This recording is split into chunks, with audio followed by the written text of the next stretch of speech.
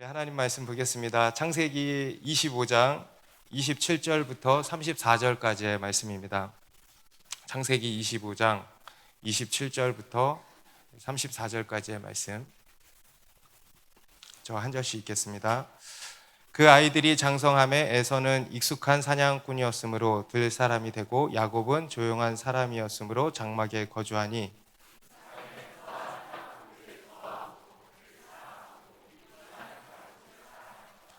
야곱이 죽을 쑤었더니 에서가 들에서 돌아와서 심히 피곤하여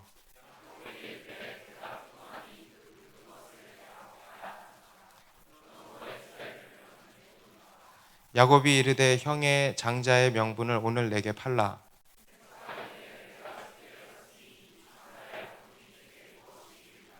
야곱이 이르되 오늘 내게 맹세하라. 에서가 맹세하고 장자의 명분을 야곱에게 판지라. 야곱이 떡과 팥죽을 에서에게 주매 에서가 먹으며 마시고 일어나갔으니 에서가 장자의 명분을 가볍게 여김이었더라. 아멘. 우리나라 사람들이 이렇게 살면서 자주 하는 말 중에 하나가 아이고 내 팔자야, 이런 이야기를 자주 하는 것 같습니다. 특히 우리 이제 부모님 세대 어른들께서 험난한 인생을 사시다 보니까 이런 말씀을 자주 하셨던 것 같아요. 아이고 내 팔자야. 내가 저 인간 만난 게 그냥 내 팔자지 뭐 이러한 팔자 타령을 하시는 이야기들을 많이 듣습니다. 여러분 팔자를 믿으십니까? 또는 운명이라는 것을 믿으십니까? 목사님이 오늘 교회 처음 오신 분들 이 이단 아니야? 이런 생각 하지 마십시오. 네. 이 팔자라는 말은 우리 그리스도인에게 이제 걸맞는 말이 아니죠. 하지만 그렇다고 해서 완전히 무관하다고 할 수도 없을 것 같습니다. 우리 인간이 우리의 인생을 두고 고민하는 큰 이슈 중에 하나가 바로 이겁니다. 과연 이 운명이라는 것이 진짜 있을까 하는 것입니다. 어떤 사람들은 그에 대해서 에이 그런 게 어딨어, 그냥 내가 열심히 사는 거지, 내가 사는 거에 따라서 다 결과가 나오는 것이 하는 사람이 있겠고요. 또 반대로 이제 어떤 사람들은 그런 운명을 믿는 사람들이 있죠. 그래서 어디를 찾아갑니까? 여기저기 용한 점집들을 이렇게 찾아가면서 자신의 운명 또는 팔자에 대해서 알고 싶어 합니다. 그리고 또 그것을 어떻게든 이제 바꾸어 보려고, 어떻게든 좀 바꾸어 보려고 온갖 비책을 받아오기도 하는 것입니다. 동쪽으로 이사를 해라, 이런 거죠. 출입을 삼가라, 또 이름을 바꿔라, 등등등. 심지어 어떤 사람은요, 점쟁이가 교회를 가야 산다 그래가지고 교회를 오는 분도 있었어요.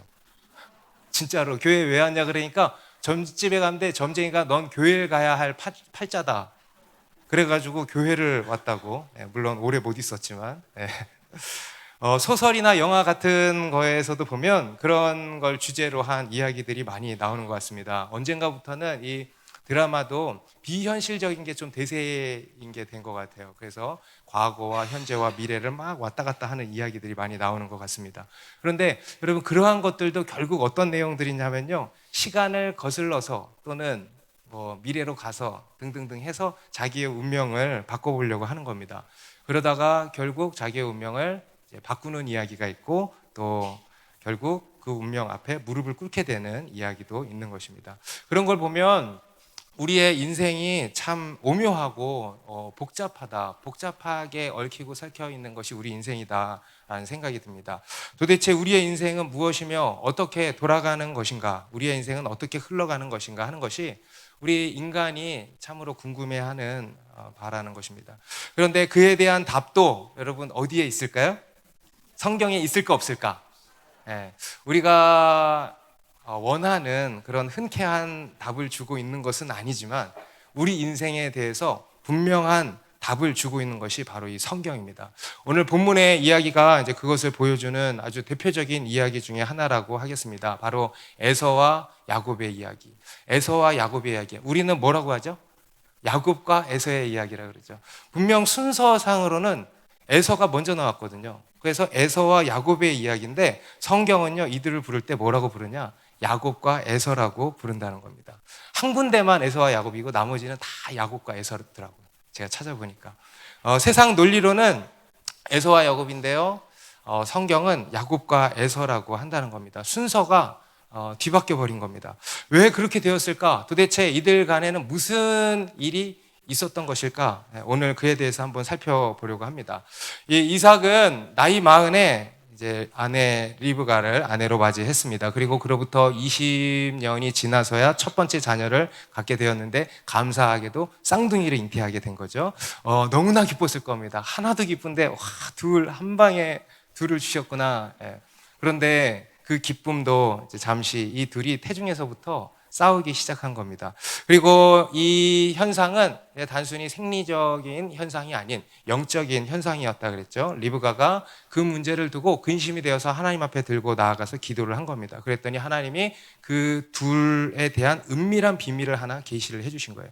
그 두 아들들이 각각의 민족을 형성할 것인데 그중 큰 자가 작은 자를 섬기게 될 거다. 원래는 작은 자가 큰 자를 섬기는 게 이치인데 큰 자가 작은 자를 섬기게 될 것이다 라는 비밀을 말씀해 주신 것입니다. 이게 도대체 무슨 말씀일까 싶었겠죠. 리브가는 이 수수께끼 같은 하나님의 말씀을 가슴에 품고 평생 이 자녀들을 키웠을 것입니다. 그리고 실제로 이제 10달이 지나서 출산을 했는데 이제 쌍둥이가 이제 나온 것인데 쌍둥이인데 이란성 쌍둥이인 것 같아요. 그 둘의 생김새부터 모든 것이 다 달랐던 것입니다. 오늘 본문 바로 앞에 나오는 25절, 26절에서는 이렇게 말씀했습니다. 우리 같이 한번 읽습니다. 시작. 먼저 나온 자는 붉고 전신이 토록 같아서 이름을 에서라 하였고 후에 나온 아우는 손으로 에서의 팔꿈치를 잡았으므로 그 이름을 야곱이라 하였으며 리브가가 그들을 낳을 때 이삭이 60세였더라. 먼저 나온 자는 몸이 붉었다는 거예요. 그리고 전신이 터록 같아요. 털이 많았던 거예요. 그래서 이름을 에서, 에서는 굵다라는 뜻입니다. 그래서 이름을 에서라고 이제 지었다라는 것입니다. 그리고 후에 나온 아우는 이제 신체적인 어떤 특징이 막 있었던 게 아니었던 것 같아요. 그런데 그가 나올 때 한 가지 독특한 모습을 취했는데 손으로 에서의 발꿈치를 잡았다는 거예요. 물론 잡았다라기보다는 그런 모습으로 이렇게 나온 거가 그죠? 이렇게 진짜 잡았을까? 아무튼 거기에 뭐 얽혔는지 뭐 이렇게 해가지고 나온 게 되게 인상적이었던 거죠. 그래서 발꿈치를 붙잡다라는 뜻의 야곱이라는 이름을 붙였던 것입니다. 이러한 이들의 이름은요 너무 의미심장한 것이었습니다. 그리고 이제 이들이 장성하게 되었는데 27절, 28절도 같이 읽습니다. 시작.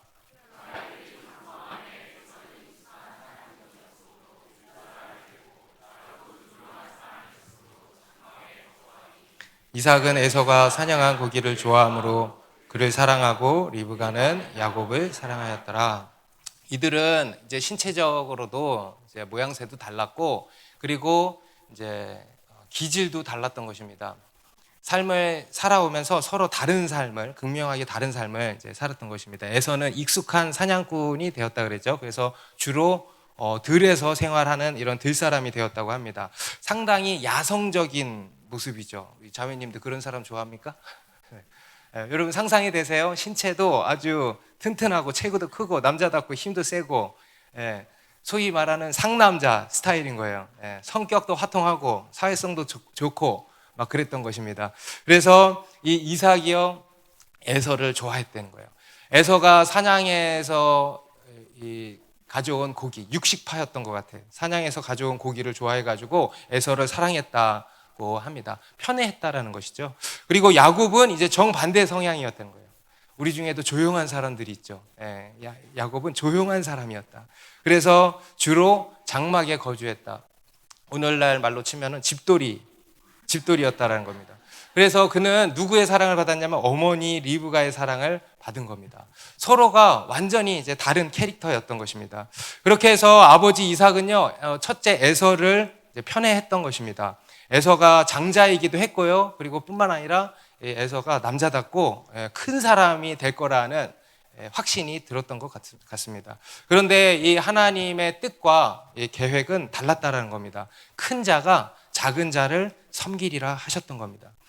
그 당시 세상의 법칙, 세상의 관습, 논리, 그 당시 사람들의 선입견을 완전히 뒤엎는 일이었습니다. 우리 하나님께서는 하시는 일이 그럴 때가 많다라는 것입니다. 이 세상의 법칙과 관습, 우리의 예상, 우리의 선입견을 뒤엎는 경우들이 많다는 것입니다. 오늘 큐티 하신 분들은 보셨겠지만 예수님께서도 이런 말씀을 하셨어요. 마가복음 10장 31절에 그러나 먼저 된 자로서 나중되고 나중된 자로서 먼저 될 자가 많으니라. 우리 다시 한번 읽어볼까요? 시작. 그러나 먼저 된 자로서 나중되고 나중된 자로서 먼저 될 자가 많으니라. 여러분 이런 거 경험할 때 있어요, 없어요? 네, 있죠. 우리 세번역 성경에는 이렇게 나옵니다. 그러나 첫째가 된 사람들이 꼴찌가 되고 꼴찌가 된 사람들이 첫째가 되는 경우가 많을 것이다. 첫째인 것 같은데 꼴찌가 되고 또 그 꼴찌가 첫째인 것 같은데 또 꼴찌가 되고 뭐 이런 일들을 우리가 경험할 때가 있죠. 한마디로 예상을 뒤엎는 일들이 많을 것이다 이거예요. 다시 말해서 이 세상의 법칙, 이 세상의 관습, 논리, 인간의 선입견을 거슬러서 순서가 뒤바뀌는 일들이 많을 거다. 실제로 우리 성경에도 보면은요, 이런 순서가 뒤바뀌는 일들이 참 많지 않습니까? 하나님이 하시는 일들. 우리 다윗도 이세의 8아들 중에서 막내였어요. 막내래서 사무엘 선지자가 왔는데도 아예 그 자리에 오지도 않았어요. 쟤는 절대 아니야 라고 생각했기 때문에. 그런데 누구였습니까? 다윗을 선택하신 거였어요. 사무엘 선지자도요. 그 영적인 분별력을 가진 사무엘 선지자도 장자에게 홀라당 넘어갔었어요. 장자 엘리압이 정말 왕이 될 사람이로다 이렇게 했단 말이에요. 그런데 하나님이 아니다. 바로 막내 다윗을 선택하신 것이었습니다. 어떻게 이러한 일들이 일어나는 것일까요? 어떻게 도대체 뭘까요? 왜 막 순서가 이렇게 뒤집히는 걸까요? 우리의 예상을 왜 뒤엎는 것일까요? 먼저는요, 하나님의 주권인 것입니다. 아멘입니까? 하나님께서 그렇게 하신다는 거예요. 하나님께서요, 그냥 간단해. 야곱을 선택하셨다라는 거예요. 따라해 보세요. 하나님의 주권적인 은혜의 선택. 다시 하나님의 주권적인 은혜의 선택. 여러분 이것이 굉장히 중요한 우리 기독교 신앙의 교리입니다. 하나님의 주권적인 은혜의 선택. 그냥 하나님의 선택이라는 거예요. 그냥 하나님의 주권이라는 거예요. 그게 이유라는 것입니다. 하나님이 이유가 뭐예요? 하나님이 그렇게 하신 게 이유예요. 이거 왜 그런 거예요? 하나님이 그렇게 하셨대. 아멘입니까? 이렇게 돼야 되는 거예요. 여러분 우리 신앙에 있어서 중요한 첫 번째가 이겁니다. 범사에 하나님을 인정하라. 하나님의 주권, 하나님의 절대 주권을 인정하는 것입니다. 여러분 사도 바울은요 오늘 이 이야기를 가지고요 로마서 9장에서 하나님의 주권적인 은혜의 선택에 대해서 설명을 하고 있습니다. 이 로마서 9장 말씀은요 상당히 어렵습니다. 그런데 어렵게 보면 상당히 어려운 것이고요 쉽게 보면 상당히 쉬운 것이 로마서 9장 말씀입니다. 한번 들어보십시오. 로마서 9장 10절에서 13절 세번역 성경으로 제가 있습니다. 그뿐만 아니라 리브가도 우리 조상 이삭 한 사람에게서 쌍둥이 아들을 수태하였는데 그들이 태어나기도 전에 무슨 선이나 악을 행하기도 전에 택하심이라는 원리를 따라 세우신 하나님의 계획이 살아있게 하시려고 또 이러한 일이 사람의 행위에 근거하는 것이 아니라 부르시는 분께 달려있음을 나타내시려고 하나님께서 리브가에게 말씀하시기를 형이 동생을 섬길 것이다 하셨습니다. 이것은 성경에 기록한 바 내가 야곱을 사랑하고 에서를 미워하였다 한 것과 같습니다. 야곱과 에서의 운명이 결정지어진 결정적인 원인이 어디 있냐? 바로 하나님의 택하심이라는 거예요. 다시 아멘 할 수 있습니까? 하나님의 택하심의 원리에 따라 이루어진 것이다라는 겁니다. 그들이 아직 태어나기도 전이라 그러죠. 무슨 선이나 악을 행하기도 전이라 그러죠. 그때 하나님의 택하심을 따라 된 거다. 그래서 리브가에게 알려주셨다 이거예요. 큰 자가 어린 자를 섬기리라. 리브가에게 미리 알려주신 첫 번째 이유가 뭐냐면 하나님의 부르심, 하나님의 택하심에 따라서 된 것이다 이겁니다. 이 모든 것이 먼저는 하나님의 주권이라는 것입니다. 하나님이 그냥 그렇게 하신 거라는 거예요. 심지어 마지막 절에 뭐라고 하냐면 하나님이 야곱은 사랑하고 에서는 미워하셨다는 거예요. 여러분 다시 아멘 하실 수 있습니까? 네. 그리고 바로 뒤에 14절, 16절에도 이렇게 말씀합니다. 그러면 우리가 무엇이라고 말을 해야 하겠습니까? 하나님이 불공평하신 분이라는 말입니까? 그럴 수 없습니다. 하나님께서 모세에게 말씀하시기를 내가 긍휼히 여길 사람을 긍휼히 여기고 불쌍히 여길 사람을 불쌍히 여기겠다 하셨습니다. 그러므로 그것은 사람의 의지나 노력에 달려있는 것이 아니라 하나님의 자비에 달려 있습니다. 하나님의 주권적인 은혜의 선택, 여러분 외우셨어요? 이런 건 외우셔야 돼요. 하나님의 주권적인 은혜의 선택이라는 것입니다. 하나님이 그렇게 야곱을 선택하셨다는 거예요. 어쩔래 이거예요. 내가 그렇게 했는데 어쩔래. 네. 하나님이 모든 것의 이유가 되시고 하나님이 모든 것의 원인이 되신다는 것입니다. 여러분 믿음이라는 것은 뭐냐면요, 범사에 하나님을 인정하는 겁니다. 하나님의 주권을 인정하는 겁니다. 하나님의 선하심, 그냥 선하심이 아니에요. 하나님의 선하심, 그냥 오르심이 아니에요. 하나님의 오르심을 인정하는 겁니다. 이러이러해서 하나님은 선하셔가 아니라는 거예요. 이러이러해서 하나님은 역시 오르셔가 아니라는 거예요. 여러분 이것도 무엇입니까? 이것도 하나님에 대한 평가잖아요. 이거는 하나님을 평가하는 거지 이거는 믿음이 아닌 거잖아요. 그게 아니고 믿음의 논리란 뭐냐? 하나님은 선하시기 때문에 이러이러 하셨어. 하나님은 오르시기 때문에 이러이러하게 하셔라고 하는 거. 여러분 이게 바로 믿음인 것입니다. 그럼 이게 믿음의 논리라는 것입니다. 여러분 타락한 우리 인간의 또 한 가지 끝없는 습성이 뭐냐면요, 끝없이 하나님을 판단하려 든다는 겁니다. 우리도 모르게, 우리도 의식하지 못하는 중에, 무의식 중에 끊임없이 하나님을 판단하고 평가한다는 거예요. 저와 여러분이 지금 그러고 있다는 거예요. 무의식 중에 하나님을 끊임없이 판단하고 평가하는 거예요.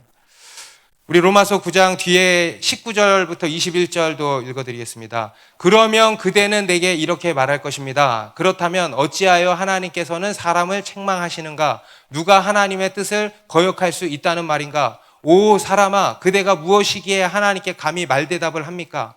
만들어진 것이 만드신 분에게 어찌하여 나를 이렇게 만들었습니까? 하고 말할 수 있습니까? 토기장이에게 흙 한 덩이를 둘로 나누어서 하나는 귀한 데 쓸 그릇을 만들고 하나는 천한 데 쓸 그릇을 만들 권리가 없겠습니까? 지금 우리 인간의 물음을 계속 여기에 이제 담아놓은 거예요. 그죠? 그에 대해서 바울이요 답을 하고 있는 거예요. 그런데 그 답이 어때요? 시원합니까? 시원찮지 않죠. 시원치 않죠. 그죠? 시원찮아요, 답이. 왜냐하면요, 지금 이 바울은요, 우리의 궁금증을 풀어주는 것에 관심이 있는 게 아닌 거예요. 우리를 이해시키려는 것에 관심이 있는 게 아니에요. 우리도 이걸 보다가 바울 왜 이렇게 얘기하셨지? 좀 이렇게 얘기하시면 훨씬 더 납득이 될 것 같은데, 근데요, 왜냐하면 바울은 지금 그런 데 관심이 있는 게 아니라는 거예요. 바울이 지금 말하는 게 뭐냐면요, 태도를 바꾸라는 거예요. 바울이 지금 말하려는 것은 이해를 시키기 위함이 아니고 우리의 태도를 바꾸려는 것입니다. 여러분 잘 들으십시오. 믿음이란 태도의 변화입니다. 관점의 변화입니다. 태도를 바꾸는 게 믿음입니다. 여러분 지금 이 자리에 나와 있는 우리 중에도요, 태도를 바꾸셔야 하는 분들이 있는 것입니다. 나는 도저히 이해가 안 돼요. 지금 최근에 있었던 그 일이 도저히 이해가 안 돼요. 나 좀 이해시켜 주세요. 목사님 저 좀 만나주세요. 그게 다 뭐냐면 나 좀 이해시켜 주세요 이거예요. 그러면 제가 만나요 안 만나요? 네. 대부분이요 태도를 바꿔야 되는 거예요. 바울은 지금 우리의 태도를 바꾸기를 원하는 것입니다. 그렇지 않으면 절대로 안 풀리는 거예요. 그래서 여러분의 태도를 바꾸십시오. 그래서 하나님의 주권, 곧 하나님을 인정하십시오. 하나님 편에 서십시오. 하나님이 이유가 되십니다. 하나님이 모든 것의 척도가 되십니다. 하나님이 모든 것의 원인이 되십니다. 여러분, 우리 하나님은 늘 오르십니다. 늘 선하십니다. 늘 완전하십니다. 왜냐하면 하나님이시니까. 거기에서 다 시작이 되는 거예요. 그 하나님께서 당신의 뜻을 따라서 일하신다는 거예요.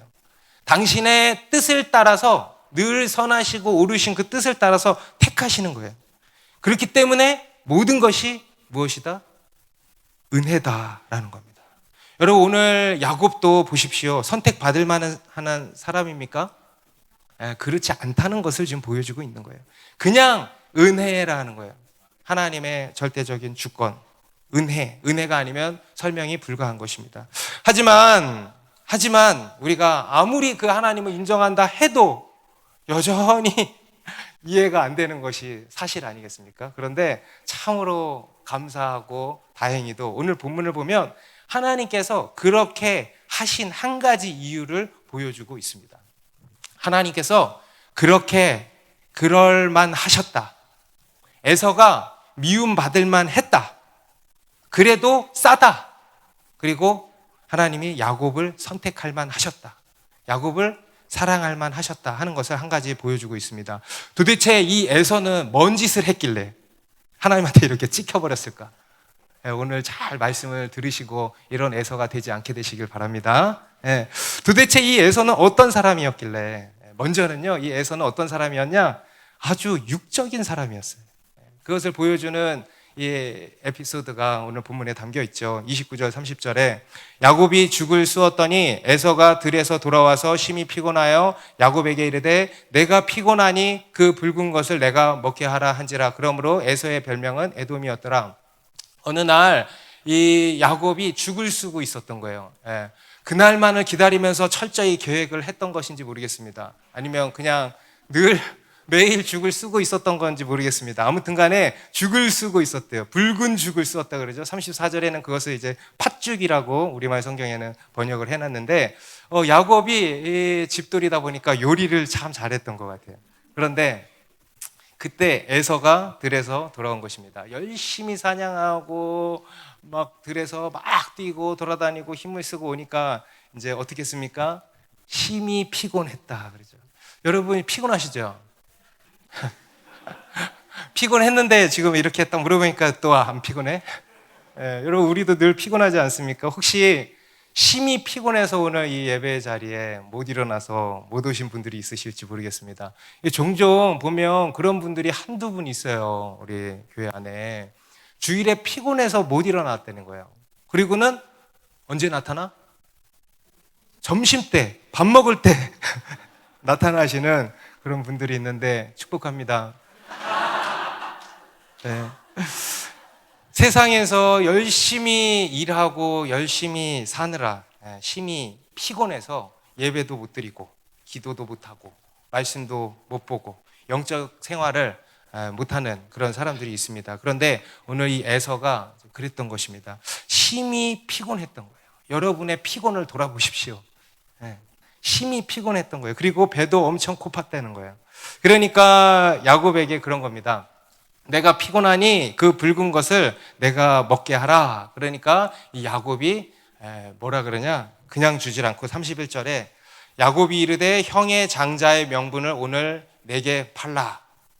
여러분, 장자의 명분이라는 것은 말 그대로 장자가 되는 거예요. 장자의 권한을 갖게 되는 것입니다. 아버지의 뒤를 이어서 가정의 가장이 되는 거죠. 가정을 다스리는 그런 통치권자가 되는 것입니다. 그리고 이 장자에게는 한 가지 특권이 있었는데 뭐였냐면 아버지의 유산을 받을 때 다른 형제들보다 두 몫을 분배받을 수 있는 특권이 주어집니다. 그래서 아들이 10명이면 11등분을 해서 두 몫을 이제 가져가는 것이죠.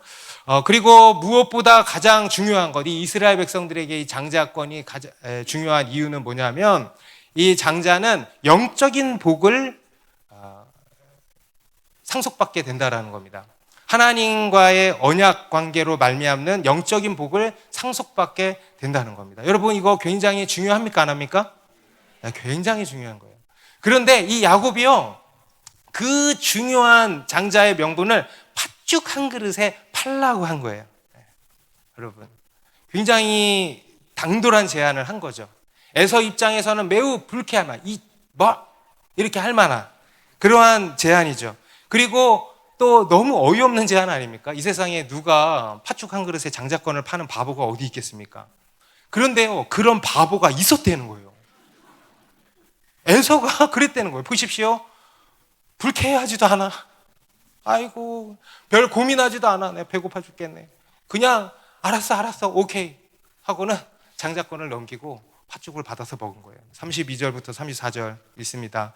에서가 이르되 내가 죽게 되었으니 이 장자의 명분이 내게 무엇이 유익하리요? 야곱이 이르되 오늘 내게 맹세하라. 에서가 맹세하고 장자의 명분을 야곱에게 판지라. 야곱이 떡과 팥죽을 에서에게 주매 에서가 먹으며 마시고 일어나 갔으니 에서가 장자의 명분을 가볍게 여김이었더라.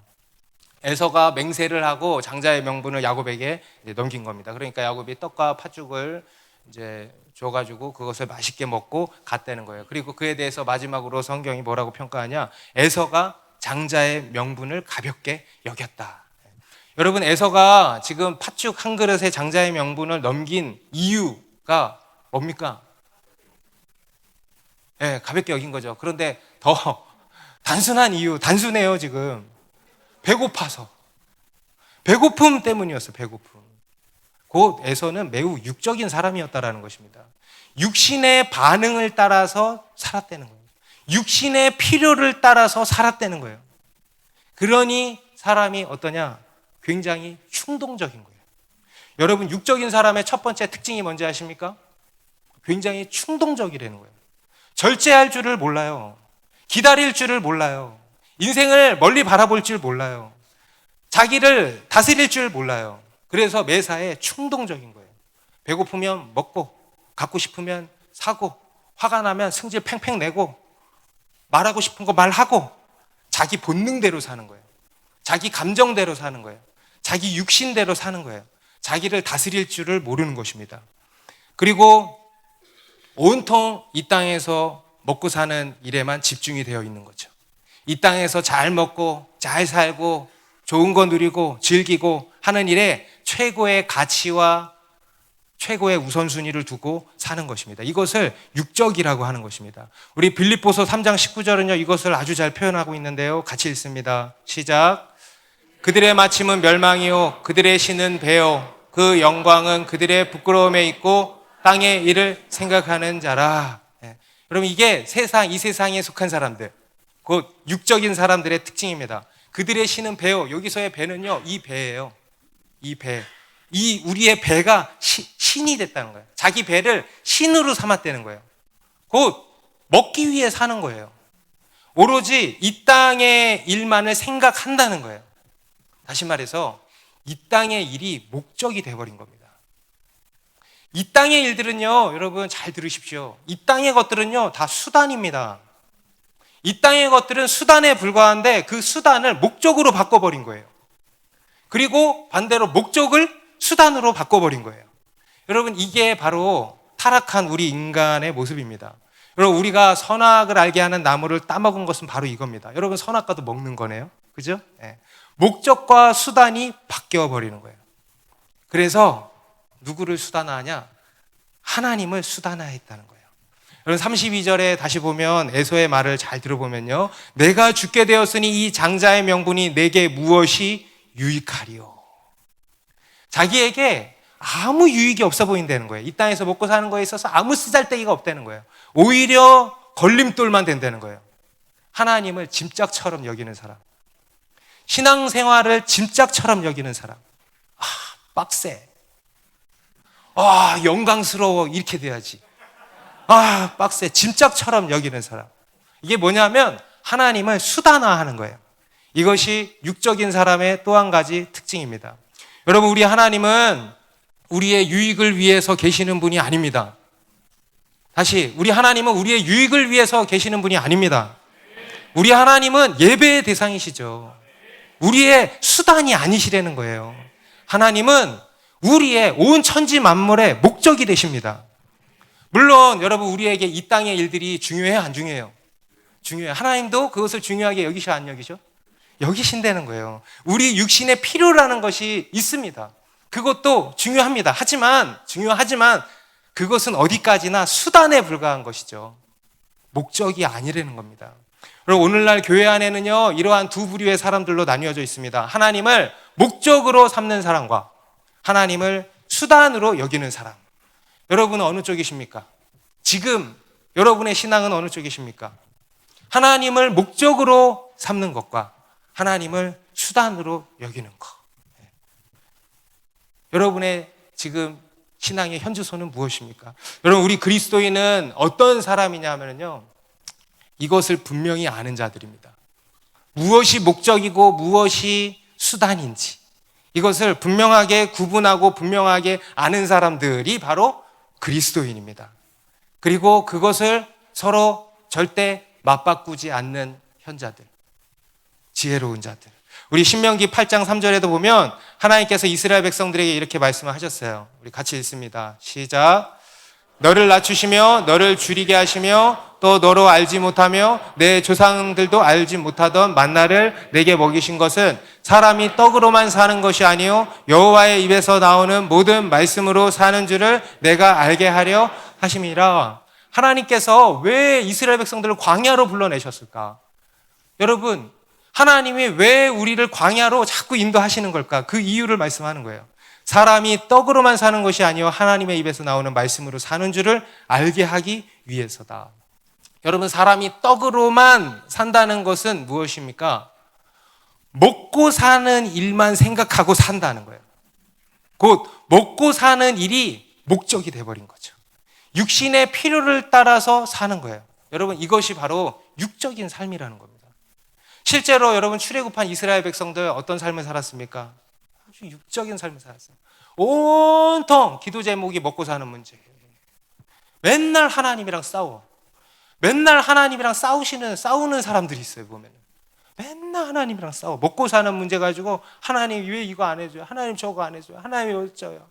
맨날 이거 가지고 싸우는 거예요. 그것을 초월하지를 못하는 것입니다. 그런데 진정한 이스라엘이란, 진정한 하나님의 백성이란 어떤 사람들이냐? 바로 하나님의 입에서 나오는 모든 말씀으로 산다는 거예요. 먹고 사는 일이 우선이 아니고 하나님의 말씀이 우선이 되는 거예요. 육신의 필요를 따라 사는 것이 아니고 하나님의 말씀을 따라 사는 거예요. 이 땅에서 먹고 사는 게 목적이 아니고 하나님이 목적이 되는 거예요. 이 땅의 것을 초월한 삶. 이것이 바로 영적인 삶인 것입니다. 예전에 제가 이러한 우화를 소개해드린 적이 있는데, 옛날에 이 말 조련사들이 말을 명마로 이렇게 훈련시키는 과정 중에 이러한 과정이 있다 그럽니다. 말들을 이제 막 좋은 말들을 선별해가지고 데리고 들어오는 거예요. 그리고 나서 그 중에서 또 준마가 될 만한 말들을 이제 선정하는 과정입니다. 그 말들에게 이제 들어오면 먹이를 준대요. 그런데 물을 안 준대요. 일주일 동안. 그러면 말들이 어떻게 되냐? 미친대요. 먹이만 주고 물을 안 주면은 눈이 돌아간대요. 막 눈이 돌아가고 막 미치고 막 생 난리를 피운대요. 그리고 이제 그 사이에 딱 한 가지 훈련을 시키는데 바로 조련사의 신호 훈련. 호각 소리를 듣고 움직이는 훈련을 시킵니다. 삐 불면 달려가고요. 삐삐 불면 멈추고요. 또 삐삐삐 하면 다시 돌아오고요. 이런 간단한 훈련을 시킨다고 합니다. 그리고 나서 약 일주일쯤 뒤에 이 말들을 데리고 호숫가로 간대요. 눈을 싹 가리우고. 그리고 호숫가로 데리고 간대요. 그리고 나서 그 앞에 세워놓고 눈 가리웠던 것을 딱 풀어줘요. 그러면 말들이 어떻게 할까? 난리가 나죠. 다 호숫가를 향해서 달려가는 거예요. 그리고 그 호숫가를 달려가는 중간쯤에 조련사가 어떻게 하냐? 삐삐삐 돌아오라 하는 거예요. 그러면 말들이 어떻게 할까? 말을 들을까? 다 호숫가로 그냥 가버린대. 그런데 아주 간혹 가다가 그 호각 소리를 듣고 멈추고 조련사에게 돌아오는 말들이 있다는 거예요. 멋져요, 안 멋져요? 말들도 육적인 말이 있고 영적인 말이 있어요. 여러분, 하나님께서 이스라엘 백성들을 광야로 불러내신 이유가 여기에 있다는 거예요. 인생이 어떤 것인지 알려주시려고 그러는 거예요.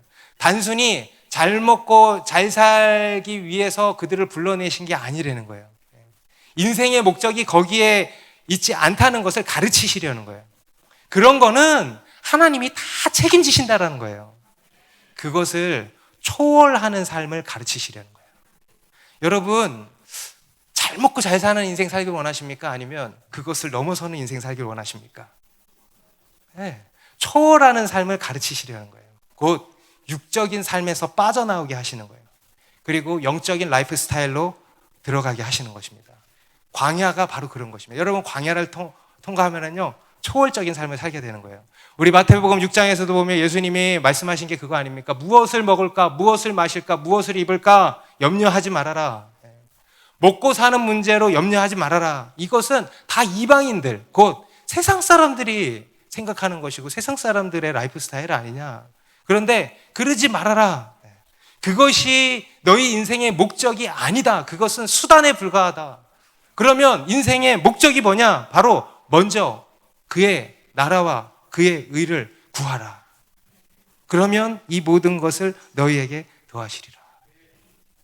목적과 수단을 바로 잡으신 거예요. 우리 사도 바울도요, 빌립보서 4장 11절 12절에서 이렇게 고백합니다. 같이 읽습니다. 시작. 내가 궁핍함으로 말하는 것이 아니라 어떠한 형편에든지 나는 자족하기를 배웠노니 나는 비천에 처할 줄도 알고 풍부에 처할 줄도 알아. 모든 일 곧 배부름과 배고픔과 풍부와 궁핍에도 처할 줄 아는 일체의 비결을 배웠노라.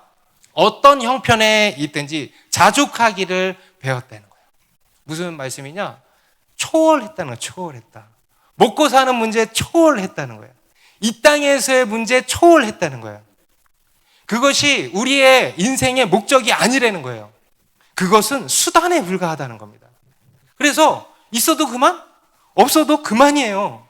왜냐하면 그거는 수단에 불과하니까. 목적이 아니기 때문에.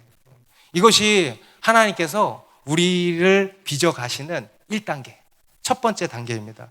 여러분, 혹시 지금 광야의 길을 걸어가고 계십니까? 지금 배고프십니까? 이런저런 결핍이 있으십니까? 너무 불행해하지 마십시오. 너무 이상해하지 마십시오. 너무 두려워하지 마십시오. 하나님이요, 우리를 그냥 광야로 그렇게 인도하시는 거예요. 왜? 우리를 훈련시키시기 위해서. 우리에게 더 나은 삶을 주시기 위해서. 진짜 인간다운 인간의 삶을 살도록 하시기 위해서. 곧 육적인 삶에서 벗어나 영적인 삶으로 우리를 이끌어 가시는 거예요. 지금 그러한 과정 가운데 여러분 있으신 것입니다. 여러분, 무언가가 없어서 불행하다는 생각이 드십니까? 이 또한 기억하십시오. 여러분, 그것이 여러분 인생의 목적이 아니라는 거예요. 그것은 그냥 수단에 불과한 거예요. 없어도 상관없는 거예요. 수단과 목적을요, 맞바꾸지 마시라는 것입니다.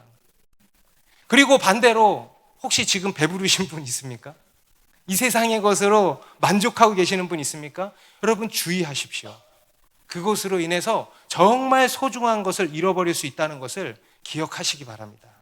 여러분, 우리 인생의 목적은요, 오직 하나님과 그분의 나라입니다. 그것만이 목적입니다.